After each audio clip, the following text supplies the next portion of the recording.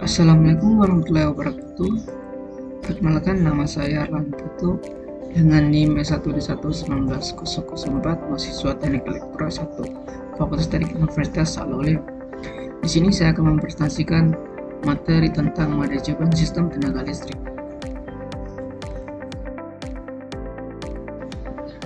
Pengertian manajemen sistem tenaga listrik.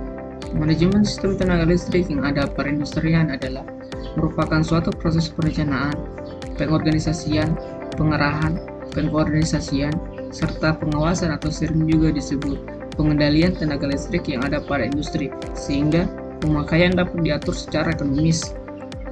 Untuk konsep dasar manajemen sistem tenaga listrik adalah suatu program yang direncanakan dan dilaksanakan secara sistematis untuk memanfaatkan energi secara efektif dan efisien dengan melakukan perencanaan, pencatatan, pengawasan, dan evaluasi secara kontinu tanpa mengurangi kualitas produksi dan pelayanan secara umum.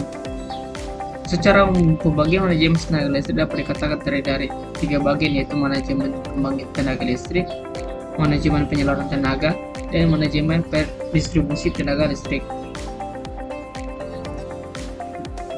Tujuan operasi sistem tenaga listrik.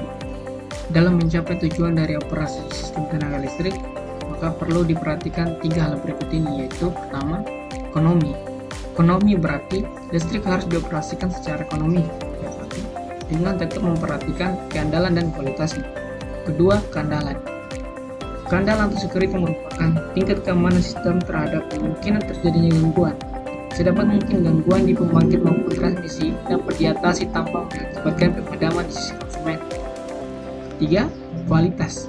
Kualitas atau quality adalah tenaga listrik yang diukur dengan kualitas tegangan dan frekuensi yang dijaga sedemikian rupa sehingga tetap pada kisaran yang ditetapkan. Di dalam mempermudah dalam manajemen suatu sistem tenaga listrik, ada namanya SCADA atau kependekan dari Supervisory Control and Data Acquisition, di mana SCADA adalah sistem kendali industri berbasis komputer yang dipakai untuk pengontrolan suatu proses seperti pertama, proses industri di mana ada proses manufaktur, pabrik, produksi, generator tenaga listrik.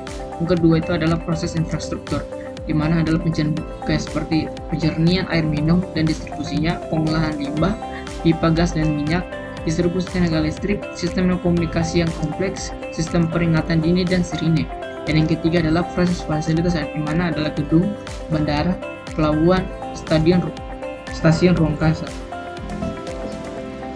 Beberapa contoh lain dari sistem SCADA ini banyak dijumpai di lapangan produksi minyak dan gas atau upstream, jaringan listrik tegangan tinggi dan tegangan menengah atau power transmission dan distribusi, dan beberapa aplikasi yang dipakai untuk memonitor dan mengontrol areal produksi yang cukup luas.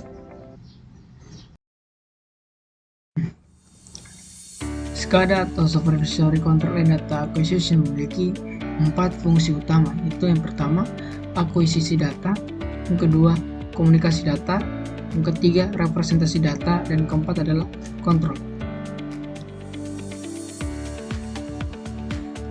Baik, di sini saya akan mengambil contoh pada PT PLN APD Jatim dalam manajemen sistem tenaga listrik di wilayahnya. Pada PT PLN APD Jatim tersebut membawahi ratusan gardu induk yang tersebar di seluruh Jawa Timur dan Bali. Ditambah dengan jumlah pelanggan yang semakin bertambah tiap tahunnya, membuat harus ditambahnya gardu induk baru untuk melayani kebutuhan pasokan listrik yang terus bertambah. Dengan beroperasinya banyak gardu induk, maka diperlukan pengontrolan yang lebih baik, yang tentunya dibarengi dengan kebutuhan tenaga operator yang semakin banyak dan dipastikan akan bermunculan berbagai masalah koordinasi pada pengelolaan sistem distribusi tenaga listrik, belum lagi pencegahan saat terjadi bencana alam. Sehingga pemakaian SCADA sangat diperlukan di sini untuk memonitoring status seluruh gardu induk di seluruh Jawa Timur dan Bali. Tanpa adanya SCADA untuk membantu memonitoring seluruh gardu induk di seluruh Jawa Timur dan Bali, maka kinerja PT PLN APD Jatim tidak akan optimal. Implementasi SCADA pada PLN APD Jatim. Sebelum penggunaan SCADA diterapkan, kegiatan supervisory dan manajemen operasional setiap gardu induk dengan master station dilakukan secara manual, yaitu melalui radio komunikasi, telepon PLC, dan telepon PT Telkom. Hal ini tentu saja menjadi suatu proses yang panjang dan lama, mengingat jumlah gardu induk yang dihandle oleh satu master station berjumlah ratusan.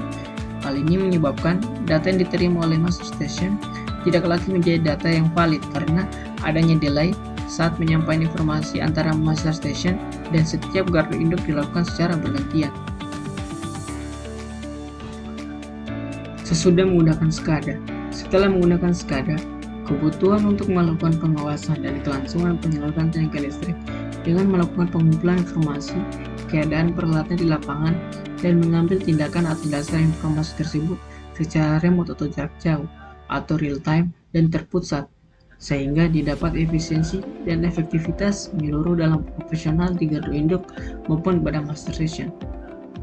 Jadi kesimpulannya bahwa penerapan SCADA dalam sebuah sistem tenaga listrik sangat mempermudah dalam manajemen sebuah jaringan tenaga listrik karena dapat mengefisiensikan waktu pemulihan dan pengendalian jaringan tenaga listrik, serta informasi yang didapatkan mengenai kondisi jaringan tenaga listrik lebih akurat dan juga dapat dilakukan pada jarak jauh.